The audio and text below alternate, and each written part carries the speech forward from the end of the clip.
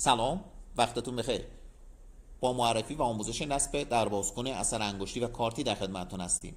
از قابلیت‌های این دستگاه حافظه 3000 کاربری اثر انگشت و کارت، ثبت زیر 1 ثانیه اثر انگشت، شناسایی زیر 2 ثانیه اثر انگشت، طراحی جذاب، ابعاد کوچیک، قابلیت نصب بر روی تمامی درب‌های فلزی، چوبی، ضد سرقت، قابل نصب بر روی انواع قفل‌های برقی، امنیت و سرعت عمل بالا، قابلیت تعریف کارت و اثرانگشت مدیریت برای مدیریت اثرانگشت‌ها و کارت‌های ذخیره شده روی دستگاه، پشتیبانی از SD کارت، قابلیت ثبت اثرانگشت‌ها بر روی SD کارت و سایر امکانات دیگر.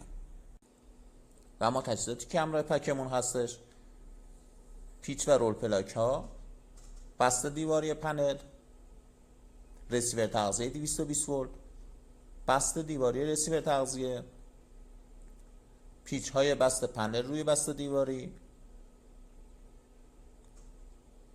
قسمت زنگ و قسمت اثر انگشت،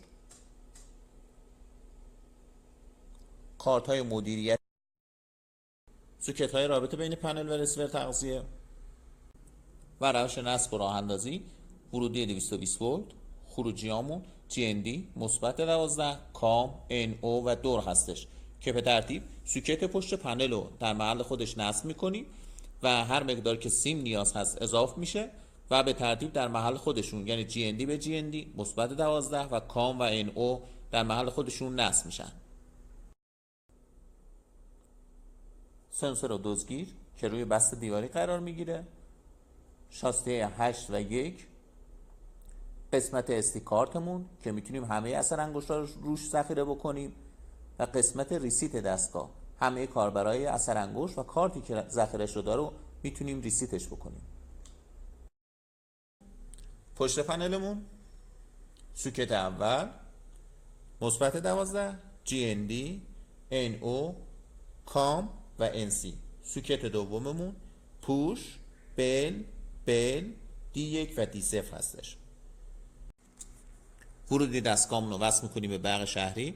خروجیامون GND مثبت 12، کام و NO هستش و قسمت دورمون هم وصل میشه به قفل بازکن یا قفل برقیمون.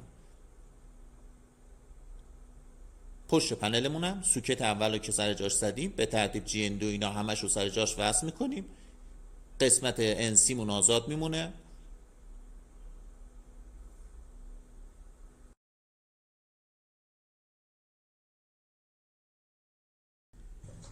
ورودی 220 رو وصل میکنیم.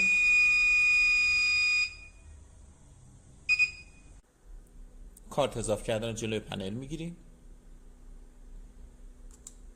حالا اثر انگشت رو میذاریم، دو تا بوق ممتد میزنه، مجدد کارت و مدیریت رو میزنیم،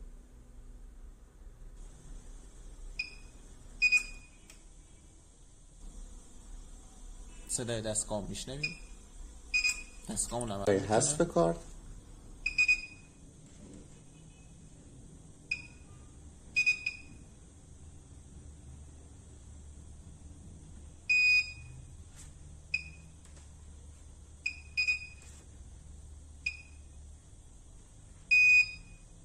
عمل نمیکنه.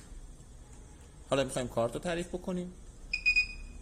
کارت و مدیریت اضافه کردن رو میزنیم، کارت رو جلوی دستگاه میگیریم،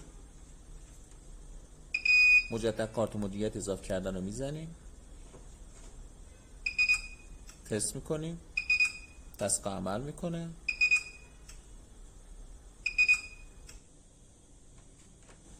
و حالا میخوایم حذفش بکنیم. کارت و مدیریت حذف رو میزنیم، کارتی که میخوایم حذفش رو جلوش میگیریم، مجدد کارت مدیریت حذف کردن رو میزنیم، تست میکنیم، عمل نمیکنه.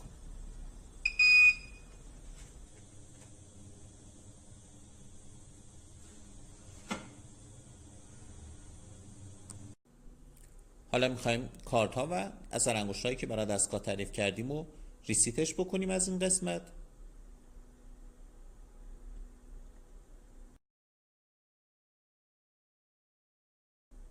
حالا با یه پیچ گوشتی حالا قسمت ریسیت رو فشار میدیم، یه چند ثانیه نگه میداریم، بعد ول میکنیم، یه بوق ممتد میزنه، یعنی همه کارت ها و اثر انگشت ها همشون حذف شد.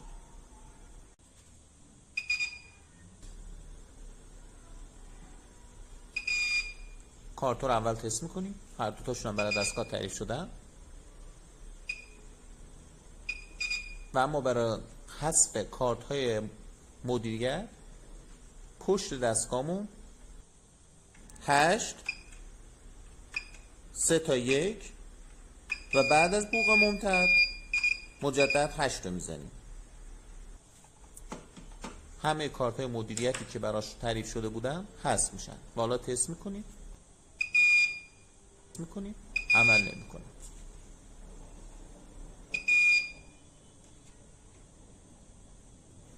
برای تعریف کارت 8 2 تا 1 8 کارت جلوش میگیریم. برای تعریف کارت مدیریت حذف کردن 1 2 تا 8 1 تموم شد. ثبت میکنیم دستگاهمون غیر فعال بشه. حالا تست میکنیم.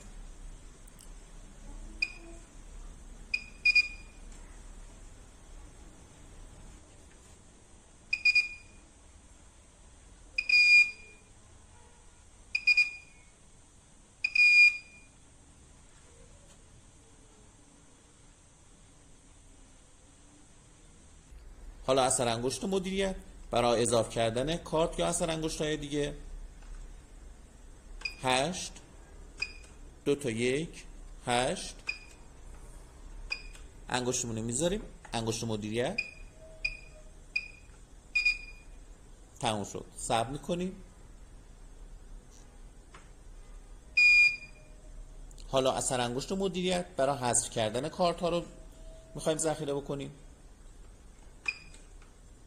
1 2 تا 8 1 انگشتمون رو میذاریم، ثبت میکنیم.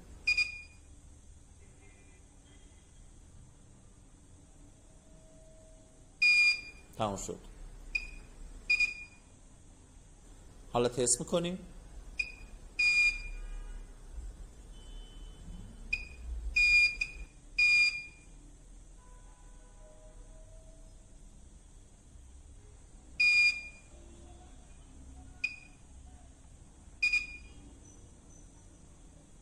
حالا اثر انگشت مدیریت برای حذف کردن و اضافه کردن رو تست میکنیم. کارتمون جلوی دستگاه میگیریم، عمل نمیکنه. حالا با اثر انگشت مدیریت اضافه کردن کارت رو میگیریم جلوش،